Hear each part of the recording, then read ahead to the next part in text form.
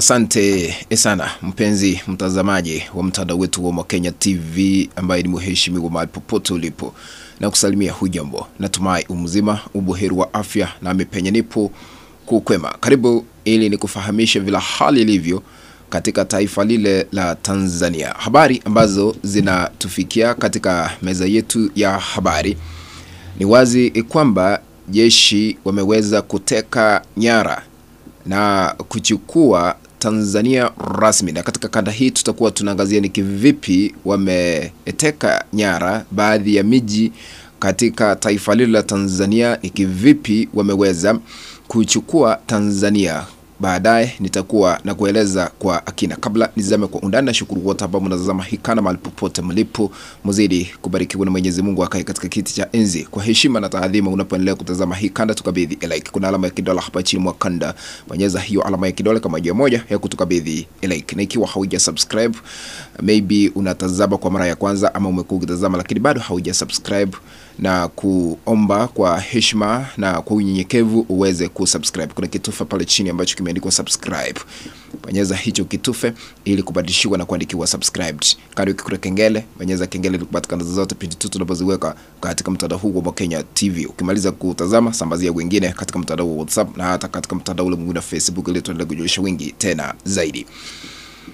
Katika taifa lile la Tanzania, siku ya Jumatano tarehe 29 kulikuwa na maandalizi ya uchaguzi mkuu ili rais kuchaguliwa, wabunge kuchaguliwa na madiwani kuchaguliwa kulingana na ratiba na vile uchaguzi unafanyika katika taifa lile la Tanzania.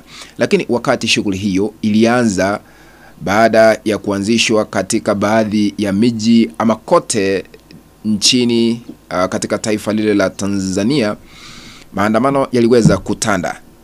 Na jambo lile ambalo tuliweza kushuhudia lilikuwa tofauti. Lakini kabla nizame kwa undani tena zaidi, naomba kuweka sauti hii ambayo ni ya Inspector General wa polisi katika taifa lile la Tanzania. Tusikize vile wameweza kuteka nyara na kuchukua Tanzania. Tusikize. Hakuna mtu yoyote yule anayeruhusiwa kuonekana barabarani au kwenye mitaa yoyote ile kuanzia muda huo wa saa 12 niliyoutaja. Ninawatangazia wakazi wote wa jiji la Dar es Salaam kuwa kuanzia leo tarehe 29 Oktoba mwaka 2025 saa 12 jioni wawe majumbani mwao.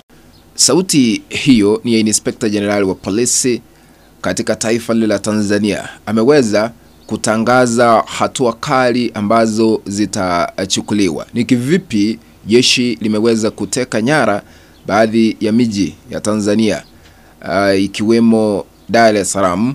Ni vile sasa hakuna yule ambaye anakubaliwa kutoka nje baada ya saa 12 jioni hadi mida ya saa 12 asubuhi. Kwa hivyo wameteka nyara baadhi ya miji. Jeshi limechukua baadhi ya miji kwa sababu hakuna Mtanzania anakubaliwa kutoka nje baada ya saa 12 jioni hadi saa 12 asubuhi. Kumaanisha haijulikani sheria hii ama hatua hii itaondolewa siku gani. Ni jambo ambalo sasa limewaacha vinywa wazi wa Tanzania, kwa sababu kuna wale ambao wanafanya biashara za usiku, maybe mapema asubuhi, hawawezi kufungua biashara zao kwa sababu Tanzania imechukuliwa na jeshi ili kuhakikisha ya kwamba kuna usalama baada ya maandamano kutanda katika taifa lile la Tanzania.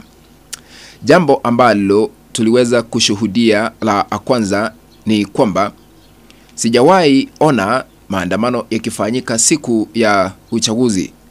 Ni mara ya kwanza kitendo hiki kushuhudiwa katika taifa la Tanzania. Na mara nyingi mataifa mengi maandamano hutanda baada ya uchaguzi kutangazwa.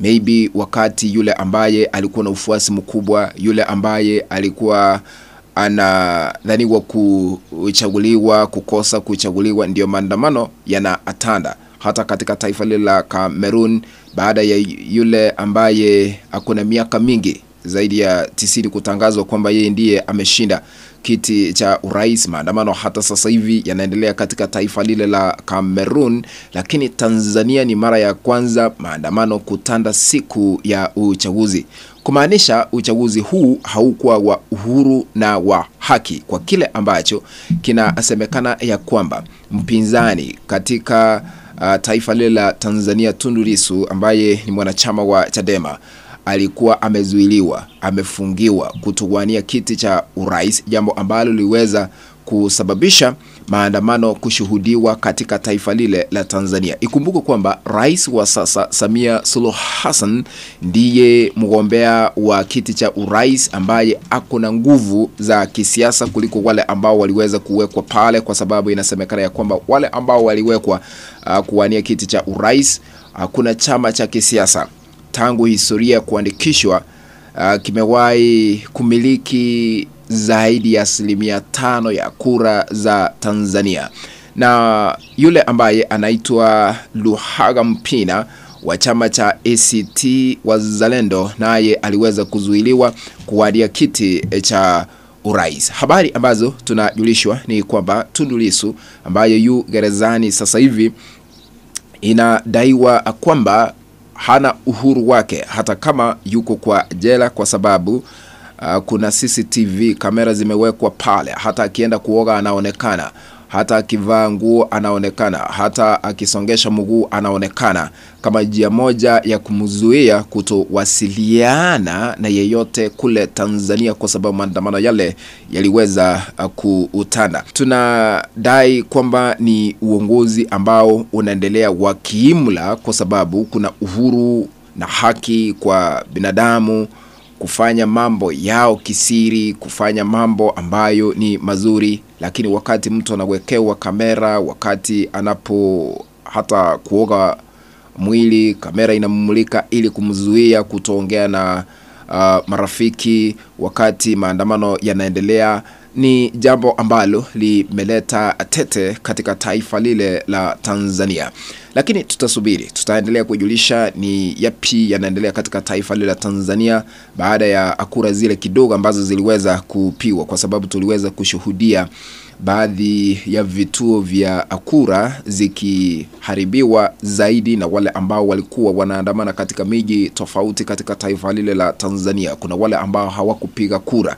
Kura zile ambazo ni chache sana ziliweza kupiwa ni kabla ya maandamano kutanda katika taifa lile la Tanzania. Sijui kwamba tume ile ya uchaguzi katika taifa lile la Tanzania watatangaza yupi kuwa rais wa taifa lile, nani atakuwa mbunge wa taifa lile, nani atakuwa diwani wa taifa lile. Tutasubiri. Hayo ndio tunaendelea kufuatilia, na tutakuwa kwa hii meza kujulisha yale ambayo yanaendelea katika taifa lile la Tanzania. Kufikia hapo, mpenzi mtazamaji, sina lingine la kuongeza ila tu kutamatisha hii kanda.